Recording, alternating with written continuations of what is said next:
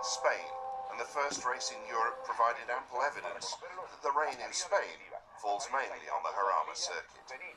As the drivers lined up for the start in miserable weather, the colourful and voluble clerk of the course, the Count de Villapaderna, was careful to explain his starting procedure to each driver individually. And I won't have you waiting nothing, because I know the road, and I know that you don't like waiting for your deflection.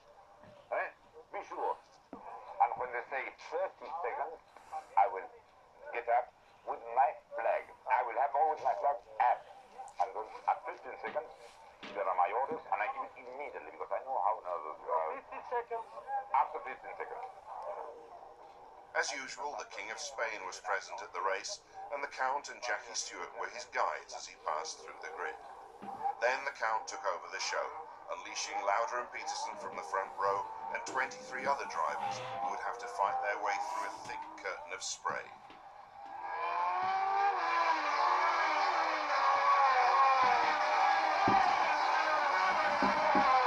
Peterson led Lauda for the first 20 laps, but then the rain stopped.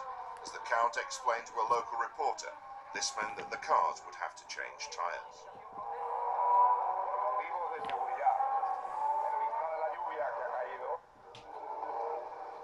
Fittipaldi was the first to stop, but soon the entire field was swapping over to slick tyres. This took more than a few seconds, as Lauda's stop in the Ferrari pits shows. Because of the team's experience in sports car racing, Ferrari were better prepared than other teams for wheel changing, but the procedure was still less than perfect. Notice how Emano Cuoghi, Lauda's chief mechanic, on the right of the car, has to balance the Ferrari while it's on the jacks.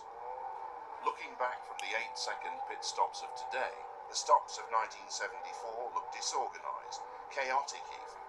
But this was the way they were. In those days, Grand Prix cars were expected to run for 200 miles on one set of tyres and the fuel they carried to the start of the race. It's a measure of how long the pit stops took that although Lauda's tyre change, notice he took on no extra fuel, lasted around 40 seconds, he maintained the lead. He'd taken it from Peterson just before the round of pit stops began, and he was to hold it for the rest of the race.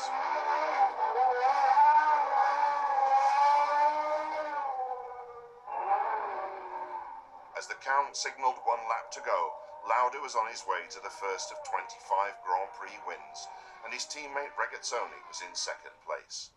As the flag fell, it was a signal for an outburst of joy from Luca de Montezemolo.